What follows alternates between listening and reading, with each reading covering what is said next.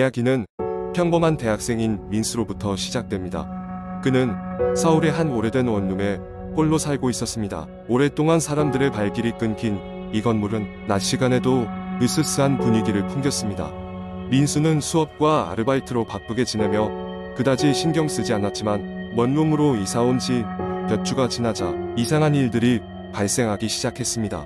처음에는 아주 작은 것들이었습니다. 침대맡에 올려둔 책이 사라졌다가 전혀 다른 곳에서 찾아지거나 분명히 잠금 상태로 둔 출입문이 열려있는 일들이었습니다. 민수는 이를 단순한 착각이나 자신의 실수로 치부하며 큰 문제로 여기지 않았습니다. 하지만 어느 날 밤 심상치 않은 기운이 감도는 일을 겪은 뒤로 상황은 더욱 급변하게 됩니다. 그날 밤 민수는 책을 읽다 졸음을 이기지 못하고 잠이 들었습니다.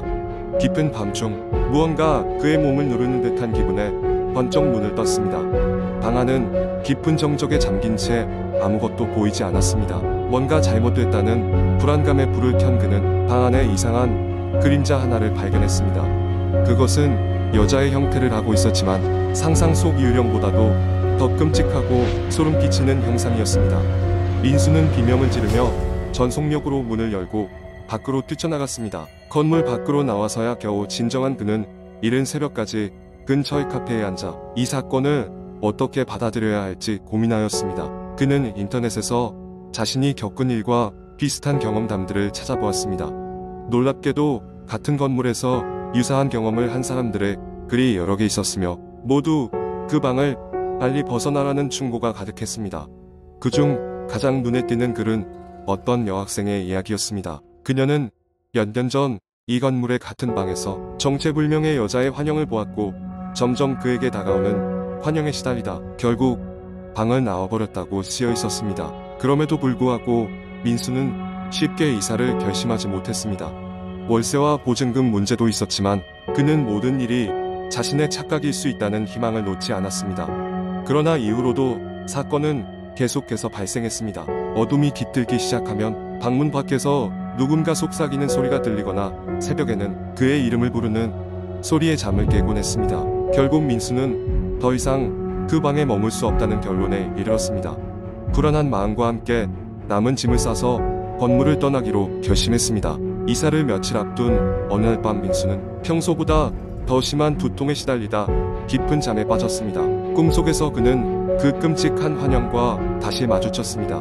이번에는 환영이 틀림없이 그를 향해 손을 뻗으며 도와줘 라고 속삭이는 것이었습니다. 잠에서 깬 민수는 더 이상 이 사건을 혼자서 감당할 필요가 없다고 생각했습니다. 이사하기 전 마지막으로 그는 이 건물의 과거를 조사하기로 마음먹었습니다. 건물 관리인을 통해 그는 놀라운 사실을 알게 되었습니다.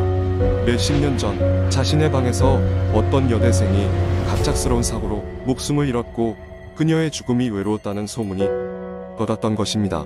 민수는 그녀의 죽음을 애도하며 작은 제사를 지냈습니다. 그리고 이사를 나간 후로도 그는 가끔 그 건물을 지나치며 부디 그녀가 이제는 평화롭기를 기도하곤 했습니다. 민수는 이 사건을 통해 인간의 삶과 죽음에 대해 그리고 그 사이에 있을지 모를 미지의 영역에 대해 다시금 생각하게 되었습니다. 그의 경험은 인터넷의 또 다른 공포썰로 기록되었지만 그는 그것을 그저 공포로만 기억하지 않았습니다.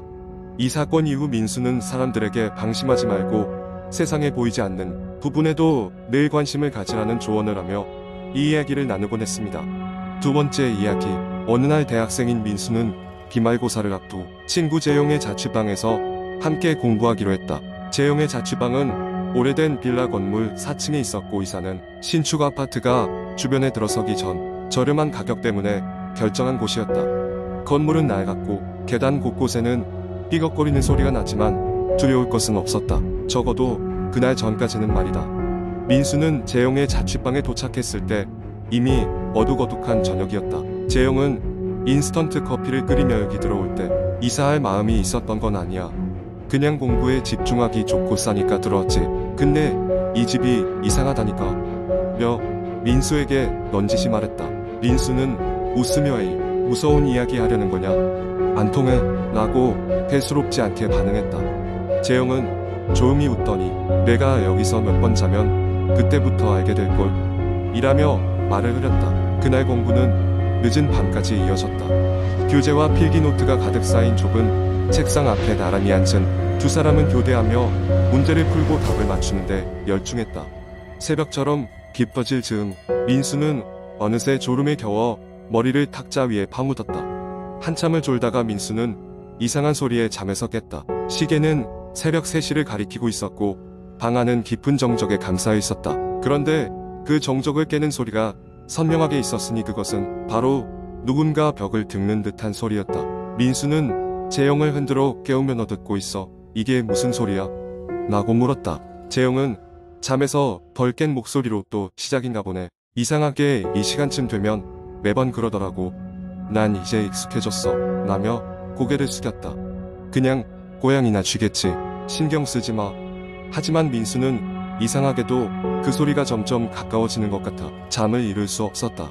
경계심이 가득한 눈으로 방 이곳저곳을 살펴보았지만 특별한 것은 보이지 않았다. 대단치는 않을 거라며 애써 자기 자신의 마음을 다독였다. 그러나 그 소리는 점점 더 집요하게 귀를 파고들었다.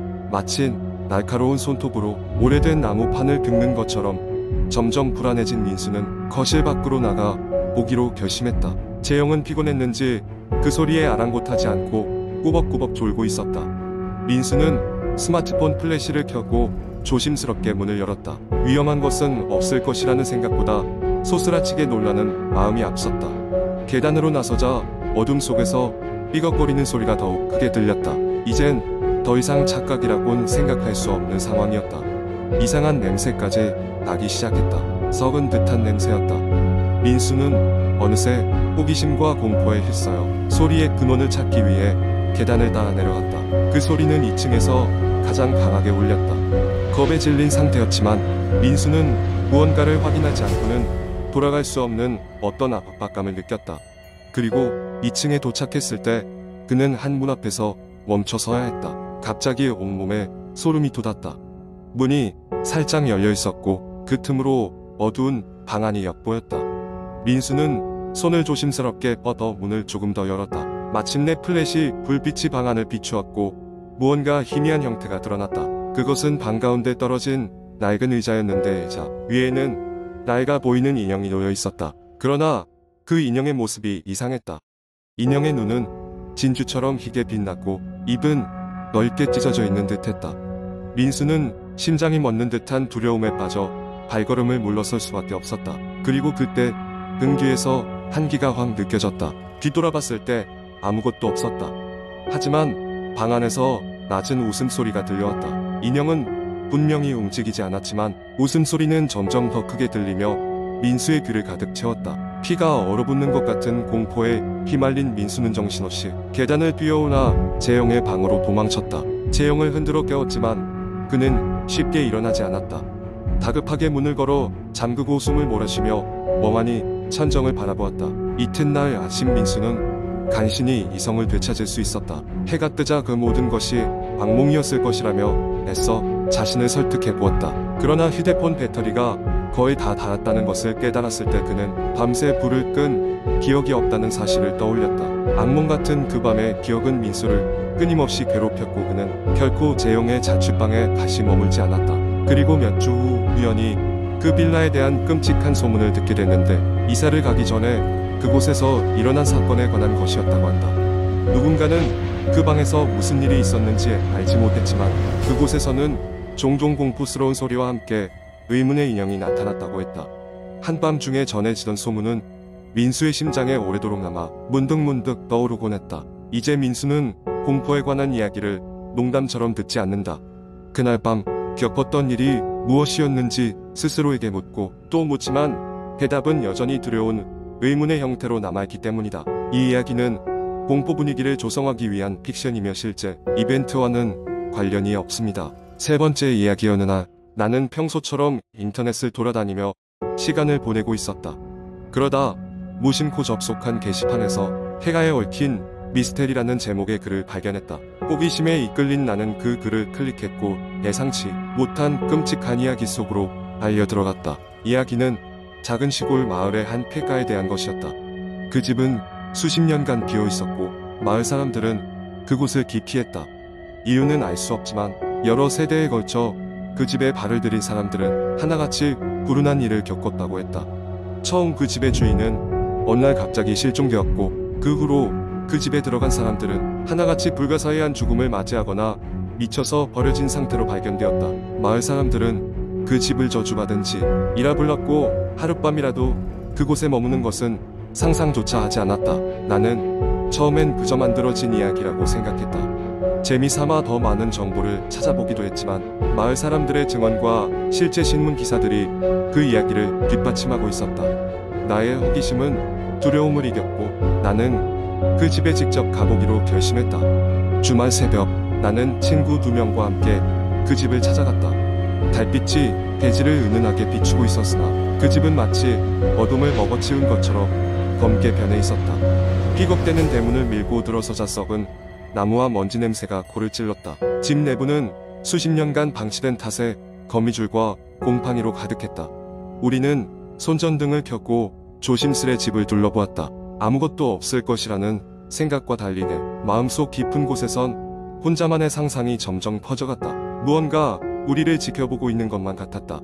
집안은 불길하게도 온통 차가웠다. 손전등 불빛이 스산이 흔들릴 때마다 갑자기 한 방의 벽에 이상한 기호들이 눈에 들어왔다. 마치 누군가 날카로운 도구로 서둘러 긁어놓은 것 같았다. 내 친구 하나가 그만 돌아가자며 겁에 질려 말을 했지만 나는 이상하게도 그 기호들이 날 끌어당긴다고 느꼈다. 그 기호들 중 일부는 분명히 언어로 이루어져 있었고 암호처럼 보였다. 나는 그것을 휴대전화로 찍고 싶었으나 갑자기 손전등이 깜빡이며 꺼져버렸다. 어둠이 우리를 덮쳤고 순간 심장이 철렁 내려앉는 기분이었다. 그때였다. 아주 희미하게 바로 뒤에서 누군가의 낮은 소리가 들렸다. 톡톡. 무언가가 벽을 치는 소리였다. 우리는 얼어붙었고 친구 중 한 명이 비명을 지르며 출입구 쪽으로 달렸다. 나와 다른 친구도 그의 뒤를 쫓아 집 밖으로 뛰쳐나갔다. 밖에 나오자 숨이 막히는 것을 겨우 가라앉히며 뒤를 돌아본 우리는 그 집의 창문 너머로 누군가 서 있는 실루엣을 보았다. 분명히 사람이었지만 그때 우리는 공포에 질려 다시는 그쪽을 보지 않고 달려나왔다. 그 후로 나는 그 집에 대해 아무 이야기도 하지 않았고 친구들과도 그 일을 입 밖에 내지 않았다. 그런데 이상하게도 그날 집에서 찍었던 사진 속에 기묘한 기호들이 계속해서 내 꿈에 나타났다. 그리고 내 컴퓨터를 켤 때마다 그 기호들이 스스로 내 화면에 떠오르는 것을 보았다. 시간이 지날수록 그 기호들은 그냥 기호가 아니라 무언가를 의미한다고 확신하게 되었다. 어떤 의사소통의 수단 아니면 경고일지도 모른다는 생각이 들었다. 인터넷을 뒤져가며 나는 그것에 대한 단서를 찾으려 했지만 명확한 해답은 찾을 수 없었다. 그러던 어느 날 나는 게시판에서 한 메시지를 발견했다. 그것은 그것들을 읽어선 안 된다라는 제목이었고 내용은 내가 그토록 찾아 헤맨 기호에 대한 경고였다. 그 메시지는 이 기호들이 사람들의 정신에 스며들어 그들의 악몽을 현실로 만든다고 했다. 나는 얼어붙은 채 화면을 바라보았고 서서히 이 이야기가 단순한 공포썰 이상임을 깨달았다. 나는 그 메시지를 지우고 컴퓨터를 껐다. 하지만 그 기호들이 내 머릿속에서 사라지지 않을 것이란 것을 알고 있었다. 그 후론 나는 그날의 경험을 아무에게도 말하지 않기로 다짐했다. 어쩌면 내가 풀어낸 그 기호들이 내 인생에 더 큰 영향을 미칠지도 모른다고 생각했기 때문이다. 그리고 그 집 문턱을 넘은 그 순간이 내 삶의 방향을 바꿔놓은 결정적 순간이었음을 알았다. 시간이 흘러도 여전히 악몽에서는 벗어날 수 없었다. 나는 그날 그 집에 갔다 온 것을 후회하며 이제는 그 기호들이 더 이상 날 쫓아오지 않기를 바랐다. 하지만 마음 한편엔 묘하게도 그곳으로 다시 가야 할지도 모른다는 이미 시작된 연결을 끝내야 한다는 느낌이 심어져 있었다.